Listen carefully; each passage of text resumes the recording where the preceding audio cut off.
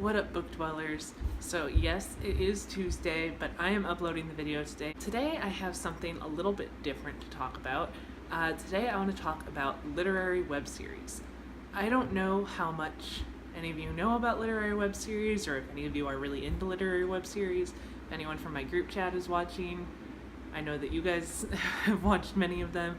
But I'm going to talk about a few that I've seen, a few that I haven't seen. Yeah, and I definitely recommend that you check some of these out. So first of all, I'd like to mention that a lot of these are very small Canadian web series. And so they definitely, need support. They're definitely thriving on fandom mostly. So that's one reason why I really want to talk about this, is I think that these web series are a great concept, and they really support, reading classics and getting into classics and stuff, and I think that's really cool. So I definitely think that it's a good idea to check these out if that's something that you're into. Also, that being said though, a lot of these have a very low production value. A lot of these have or had actors for a long time who were not, union actors, so they couldn't really get a lot of diversity for a while. There were just a lot of there's a lot of issues that small series like this come across, so keep that in mind when you check these out. I'd like to clarify, yes, there are lots of literary web series, but I am just talking about these for the moment because I know that these are ones that I really like or ones that are really popular.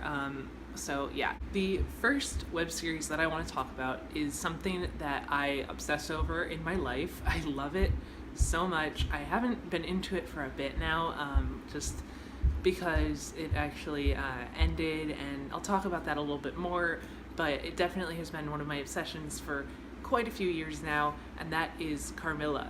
I'm sure if you've heard of any of these, that is probably one of the ones that you've heard of. It is massively popular, and it didn't actually start off that way. It started off in late 2014. It was a very small show. They weren't expecting to get more than one season. They were filming in this tiny little house, and it ended up getting 3 seasons and a movie, and it is now working on they're now working on scripting a primetime TV show. So it's very cool. It's this very, cool little success story, I guess.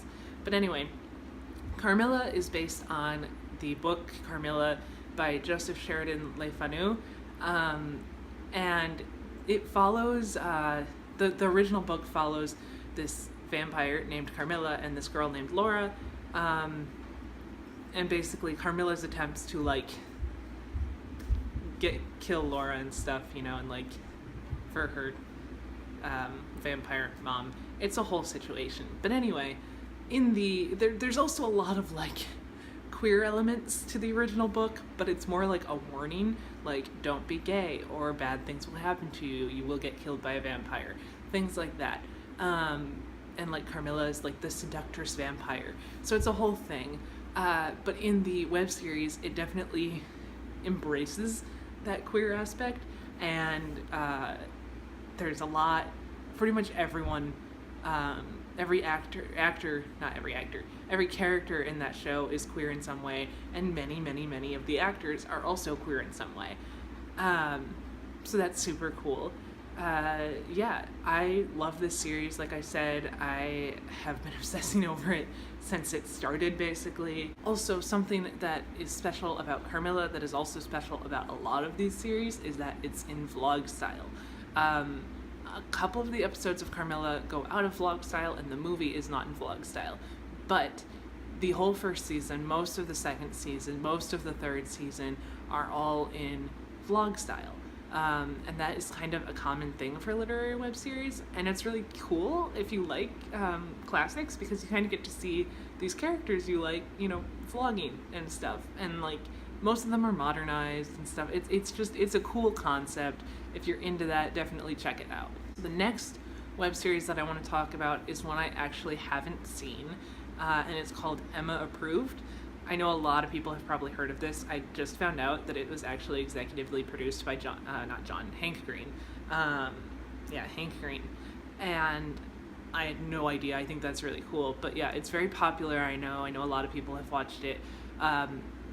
Obviously, it's based on Emma by Jane Austen. It turns the character of Emma into a matchmaker and lifestyle coach. This one is also in vlog style, which like I said, is super common. These might all be in vlog style. I'm pretty sure they're all in vlog style. But yeah, like I said, it's super popular, so definitely check that one out as well. The next web series that I want to talk about, I actually have a bit of a special personal connection to, I guess. It now has 2 seasons, and since season 1 I've been watching it, but also since season 1 I have been in a group chat based around this series, I guess, but it's not based around it anymore. We don't actually like ever talk about this series, but we all came together because of this series, and we've known each other for like quite a long time at this point, from this series, so that's very cool. So, you know, shout out to my group chat if you're watching this. The series that we all came together around, I guess, is called All for One, or A4O. Most people call it A4O. It is based on the Three Musketeers, and it follows a girl named Dorothy. Yeah, it's the Three Musketeers, but like with women and queerness and feminism. It's like better. That's what most of these web series are, is like modernized, better, more progressive ideals in, like, you know, classic literature. But it follows this girl named Dorothy who is trying to get into this specific sorority at her new university.